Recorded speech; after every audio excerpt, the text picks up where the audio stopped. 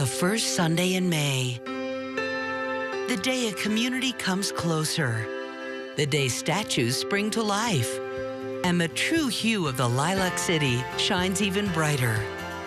For the 37th time, men and women, young and old, take to the streets of Spokane to run, to walk, to roll together. This is tradition. This is continuing coverage of Bloomsday 2013 on SWX. Right now, we do want to highlight some of those amazing athletes. One Spokane man will race in the Elite Bloomsday this morning. This guy really has an incredible story in that he's only been in Spokane for about a year, but he spent 6 years at a refugee camp in Ethiopia. Wow, that's amazing. Clyde Chalk, along with Alex Rozier this morning, introduces us to the man who is running to remember the millions of people living right now in refugee camps around the world. Walk a mile in this man's shoes, and you'll see a lot. Walk a mile in this man's shoes, and you'll see torture, survival, resilience, and hope. If you come in here with a dream, America is a land of opportunities. But to really understand Komnezi Barega, you can't just walk, you have to run. Run with Kom clear across the world, back to Africa, to his birthplace of Burundi. I was inspired by a Burundian guy who won a gold medal in the Olympics in Atlanta. I was very inspired, and I said to myself, I said, me too, I can do that. And starting from that moment, I joined, a running club. He had success in college as the captain of his running team, and after graduation, joined the United Nations as a translator. But that's when running as a hobby turned into running for survival. In my head, as I told you before, I was very afraid. I could see that anytime I could lose my life. Rebels fighting the Burundi government had a mark on Kom's head because of his work with the UN. First of all, I was very terrified and so afraid, and I tried, to hide myself, sometimes spending nights in the house of my friends, but that didn't work. Eventually, rebels caught Kom and made him a prisoner.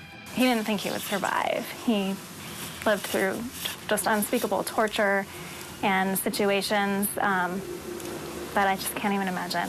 And he was lucky that the rebel camp was invaded and they all dispersed, and he was able to drag himself to a public road where he was found. Even on the verge of starvation, Kom survived.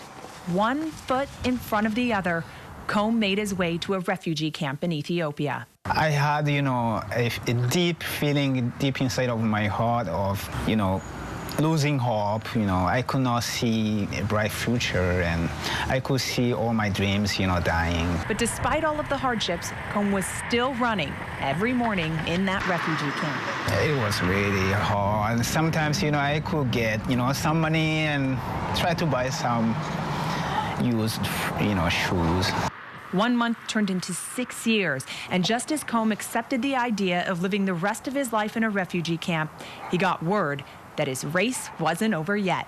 He was headed for America. The United States offers this to people who have suffered war, trauma, rapes, and horrific situations in their own country. An opportunity to finally go to a place they can call home, finally start in a place that they can feel safe, they can educate their children, they can get a job, they can support their families, the same thing that we want. I can call that. Oh, okay, thank you. World Relief resettles 500 people into Spokane every year and was happy to welcome Kom when he blindly showed up last fall. When I landed to California, Los Angeles, I asked people, and I asked them, where is Washington State?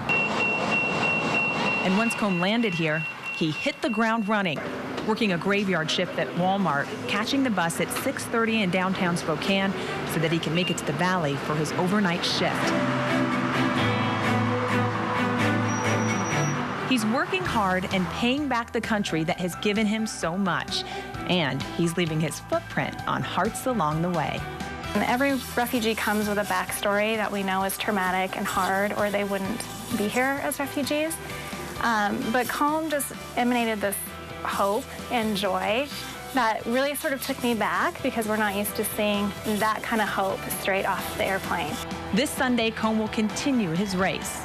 People, they ask me, you are running Bloomsday, are you going to win it? I told them, winning Bloomsday is something very small for me, because I'm not running for myself, I run for other people. There's a potential trapped inside of each person, so I will be there to show them that if they really come out, they can do something great for themselves and also for this nation.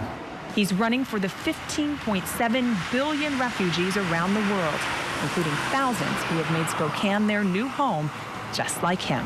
There's something also very, exciting for me, because I'll be here, and this, competition is gonna be heard in my hometown, I should say. So it's a big deal for me. I'm very excited.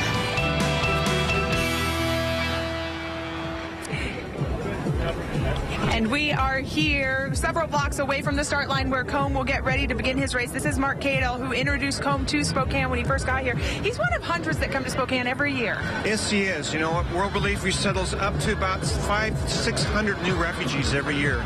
So we're just thrilled to be part of the process of allowing COMB to be able to start his life over again. And COMB will be wearing a shirt just like this. You sold several, so if you're looking for COMB in the race, this is what he'll be wearing. Tell me about it. Well, this is our annual fundraiser for our Race to End Slavery that funds our anti-trafficking program. And we sell these shirts for hundreds of runners around Bloomsday Inn to be able to support our anti-trafficking program at World Relief. All right, Mark, thank you. And Dan and Steph, will toss it back to you. COMB's going to be somewhere up there in that start line. He'll be wearing a shirt just like the one you saw on Mark. Boy, we'll look for him. Incredible story. Thank you so much, Kalai. Wonderful story and great work from World Relief. All right, we'll take a break and be right back.